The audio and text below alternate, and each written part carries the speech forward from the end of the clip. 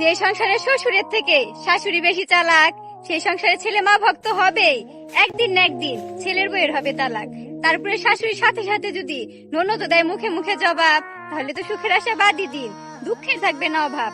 শাশুড়ি যদি ছেলের বউকে নিজের মেয়ের মতো নাই ভাবে সমান, তাহলে ছেলের বউ শাশুড়িকে কিভাবে দিবে মায়ের মতো সম্মান?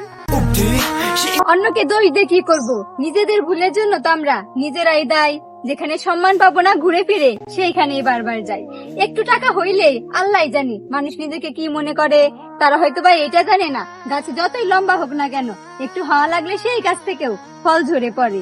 কথায় আছে না, মানুষ যতই বার বাড়ুক না কেন, সময় আর পরিস্থিতি মানুষকে ঠিকই নিচে নামাবে।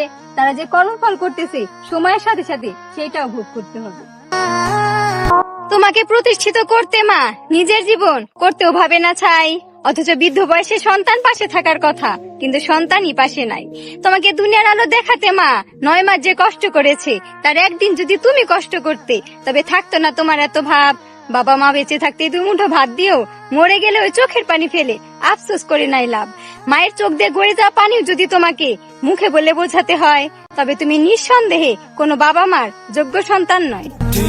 সরকারি চাকরি করে ছেলে দেখতে আসলে বাবা মামাকে বিয়ে দেওয়ার জন্য পাগল হয়ে যায়।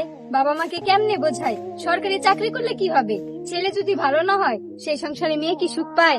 বাবা আমাকে উত্তরে বলল, মারে তোরে যদি বিয়ে দিতে পারি ভালো একটা ঘরে, তোর বাবার আত্মাও শান্তি পাবে যদিও যাই মরে। বাবা মার চিন্তা কি জিনিস এখন বুঝবি না, সেদিন বুঝবি যেদিন তুই হবি মা। সেদিন সন্তানের সুখ কেনার জন্য দিতেও ভাববি না তোর জীবনটা।